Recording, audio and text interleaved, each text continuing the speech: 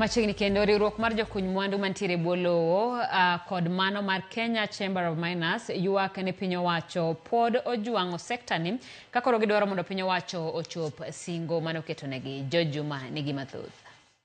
Kata bed ni piny owacho ma Kenya Kwanza osebedo ka koro lando okenge magikawo mar bero sektano mag kunyo mwandu ma e bwo lowo ma oting'o mula, jokuny mwandu ma e bwo lowo matinde piny Kenya wacho ni onge lokruok magineno.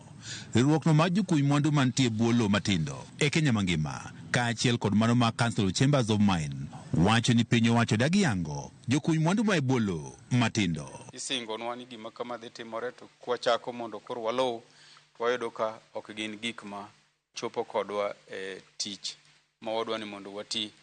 As an industry, we are concerned that industry is at its lowest. It is at its lowest because the voice of the miner, the voice of the player in the industry is not being heard. Patrick Kanyoro benja kome ruokno mar Kenya Chamber of Mines wacho ni onge mar chike makare matayo chigo mag kunyo mwandu ma e bwo lowo kod rem mar piny owacho e timo gigo madwarore pod thiro sektani. We have the State Department of Mining, we have NAMICO, the National Mining Corporation, we have the Mineral Rights Board. In our considered opinion, all these people are being paid by taxpayers' money, and as industry, our expectation is that their business is to serve us. We note, with maximum disappointment, that there seems to be a conflict, and these government bodies are not working together, and therefore, that has killed our industry. There was a Gazette notice last year that put in a list of about 14 strategic minerals. We are concerned, first, that list is not professional in its formulation because we see some gaps. Kanyoro wacho ni chik ma piny owacho bende koro birogo mawacho ni ng'ama koro uso mwandu ma e bwo lowo kaka mula nyaka bed kod lesen be koro thiro sektani.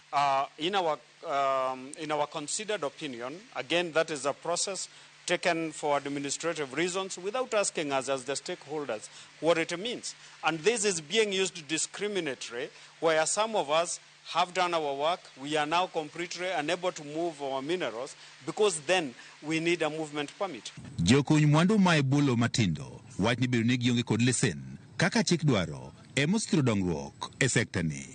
Jakom ma jokuny mwandu mantie bwo lowo matinde Kenya mangima Dano Dida wach ni chenro mar miyo jokuny mula lesen ombemore piny. Odida wacho ni mbui mone ogindike ma ong'ere kaka mining cadastre ok ginyal donjo kata bed ni piny owacho kono gine gindikre ka okalo kuom mbuino eka giyud lesen. To gima nodhierowa ni ka gitemo mondo gi apply giket application maggi to giyudo ka kendo space manyo wenegi thuolo mondo koro gitime application ni kendo osechako kawo gi jok moko ma bende kanyo watemo nono to wayudo ka moko kuomgi mana jo China moko kata jo Kenya ka. Giywak ni kembe madongo mamoko kuom gin mago mokuog e piny Kenya ema kod deo kod piny owacho.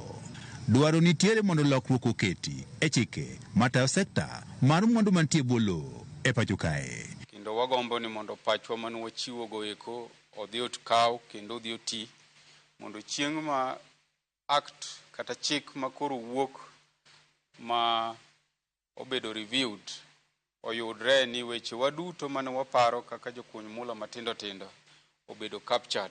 We are making a very passionate appeal that we get the Mineral Rights Authority, which is contained in that bill, and the Mineral Rights Tribunal.